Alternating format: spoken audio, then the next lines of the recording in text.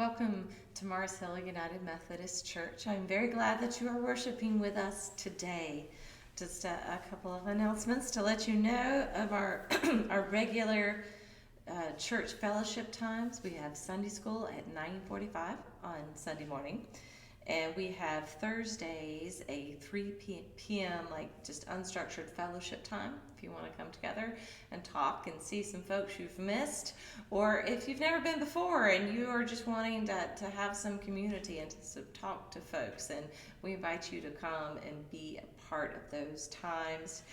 Also, for those who are on the church council, or if you are simply interested in the business of the church council meetings are open to all. There's going to be a Zoom meeting Tuesday at 3 p.m. that you're invited to come be a part of. If you are a chair of a committee, just come bring a report about what has been happening. We know that everything has been different here lately, but just to report and connect and plan our moving forward. All are invited to the church council meeting. Also want to let you know if you have some concerns or something that you would like to know more, or like the church to be able to connect better, that you are welcomed to email me or call me and let me know what it is we can do to connect to you better. And I want to tell you about our prayer concerns that we have. We've had our ones on the list, Nancy and Frida. They're both improving. Keep them in prayers, though, to continue to improve. Please remember Ruth and Cheyenne, Luke, Linda, Jim, and please remember all the essential workers, and remember families that have been separated, like essential workers that aren't with their kids because they're afraid of that they've gotten sick and don't want to pass it on, or babies being born in hospitals without the dad there. For those who can't be at the bedside of someone who is ill, for those who are in assisted living facilities and can't see their parents, for all the ways that this distance is causing pain and struggle, for those who are graduating or just ending their school years without that sort of closure and connection.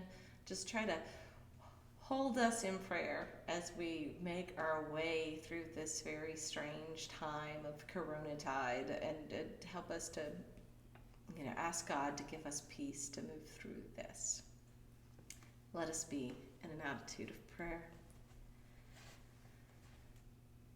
Gracious and loving God, we call upon you.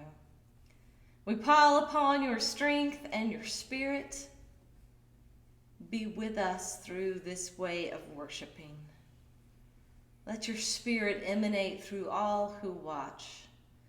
Let your spirit emanate throughout the land.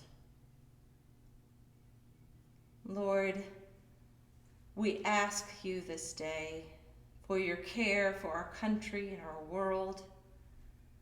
Through this strange time, for these challenges of isolation, for the struggle people are having for staying away from folks, for those who are struggling with mental illness and the challenges that being alone increases that, for those out of work, for those hungry, for those fearful, for those who are caring on the front line, for folks who are separated from family they love, for folks that are mourning those who have passed, for students and teachers, for all the ways in which this pandemic has interrupted lives. Lord, let your peace and serenity pervade through the anxiety and fear of the land. Lord, especially this day, we hold up for your care Nancy, Frida, Ruth, Cheyenne, Luke, Linda, Jim, and all those concerns that I did not mention aloud. You Lord, know the concerns of our hearts. You know where we ache for your touch. Bring us your healing and your power.